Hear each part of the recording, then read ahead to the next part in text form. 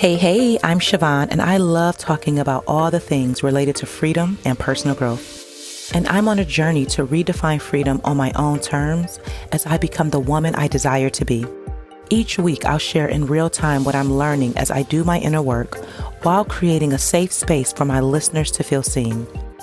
If you desire to be free and live a life that feels good to you, then you're in the right place for beautiful conversations that's going to support you on your journey to freedom. Welcome to the Siobhan J. Middleton podcast. Now let's start the show. Hey, welcome back to another episode of my podcast. I'm your host, Siobhan, and as always, I'm so happy that you are here again for another week as I share in real time how I am redefining freedom on my own terms. And my hope is that you will be inspired and motivated by something that I share, that you will then show up for yourself, do your inner work so that you too can be free in a way that feels good to you. And today I want to share how I have a new perspective as it relates to freedom. And it came from me buying a new car over the holiday season. On Thanksgiving, I went to head out with my kids. We were going to visit my friend because she had invited us over for Thanksgiving dinner. And then we were going to go over my aunt's house because she had invited us over as well. We get in the car, and my car won't start. I try over and over and over again. The car won't start. The crazy thing is, the day before, I had went out with my friend Liz, and we went to an event, the potluck that happens every year on Thanksgiving Eve, and partied and had a great time. My car was completely fine.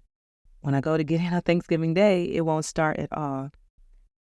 And so I didn't get upset or anything like that. I'm like, I'll just deal with it when I have to deal with it. We're just going to be in for the day, and we're going to have our Thanksgiving dinner.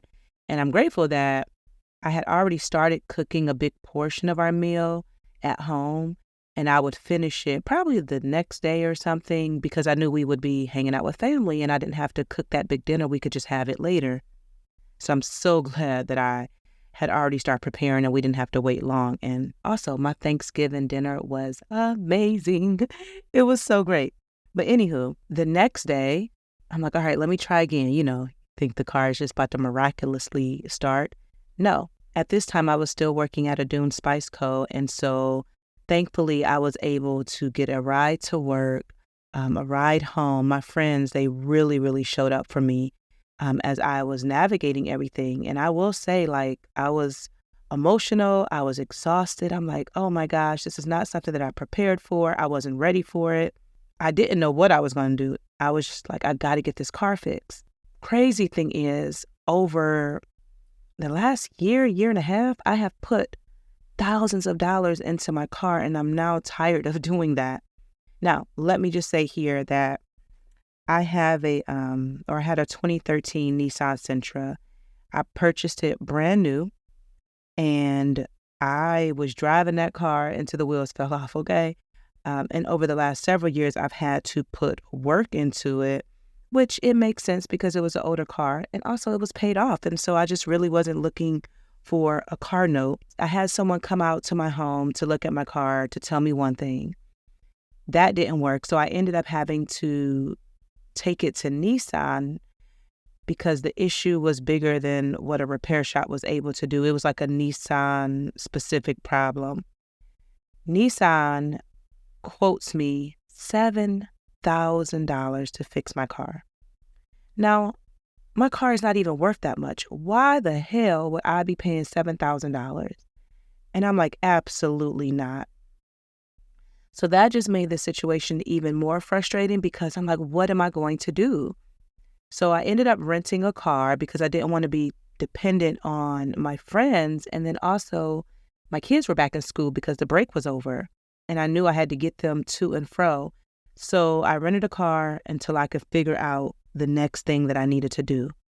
And when I tell you, again, it was just so emotionally taxing and frustrating and tried to do all these things while it's the holiday season.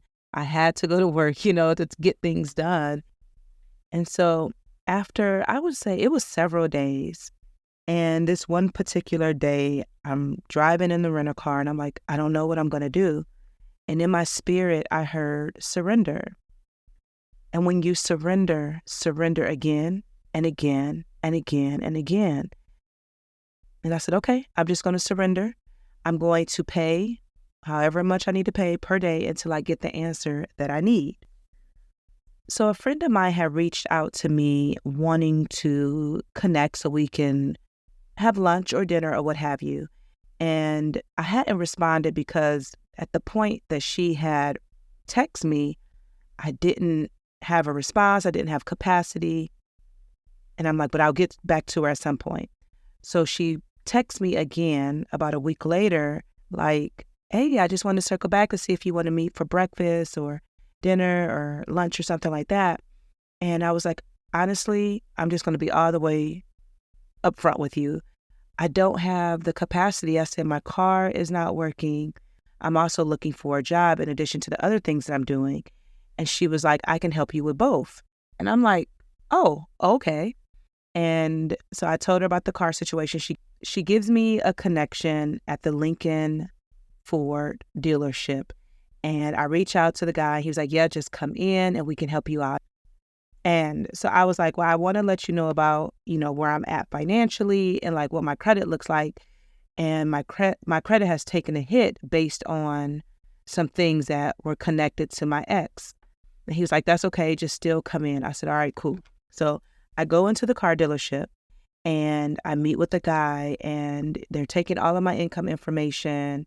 I'm explaining a few things that you're going to see on my credit. There's no way around it. This is what my income is. And so the guy walks away and he comes back and he pulls up his screen and he was like, which one of these you want? And I'm like, wait, what? And it was a 2020 Ford Escape SUV. And there were like 3 or 4 different ones. And I was like, I'll take the black one. You're like, what? Okay. And he was like, okay. He was like, this one has only been a lease and it only has this amount of miles on it. Only one person has had the car who leased it and it's yours. This is what your note will be. This is what the interest rate will be. And I left the dealership with a brand new car. I was in awe, like, wait, what just happened? When I went into the dealership, or even before I went into the dealership, in my mind, there were so many strikes against me based on everything that was, going on. And then I had to go back when Spirit was like, surrender and surrender again and again and again. And that's what I did. And then to go into the dealership and leave there within 45 minutes. It was a quick process too. And the customer service was excellent. And I felt so good. Like, oh my gosh, I did this all on my own. I was so proud of myself as I sat in that chair because just like when I shared about getting the apartment on my own, this was a major thing for me that I did not need any help, which this is the first time that I've went into a dealership on my own and was able to get a car. This other 2 times there was someone with me. And I was so proud because all I want to do is be able to do what I need to do, get to and fro, take care of my kids and all the things. And it worked out in my favor. And what I learned about freedom from this experience is that it's not just the love and light. It's not just the fun, the skating, the dancing. It's not just the good times, but it's also about the darkness. It's about releasing what no longer serves you. It's about sitting in the darkness because that builds your character, that gives you strength. And in order to get to the love and light, you have to go through the dark. Now, that has not been easy for me to wrap my mind around. My friends have been trying to help me with that, but I tend to stay in love and light. And so when darkness hit, it gets really difficult for me. But I learned in that moment that the freedom that I am yearning for and craving and going after, there has to be both. And from that experience of being in this very dark moment where only person I could depend on truly is me, and to be vulnerable and to be honest and say, oh, this is what I need, and then being able to surrender, I had to show up for myself. I think another thing that was very important with my car, my old car, is that it carried a lot of energy from my ex.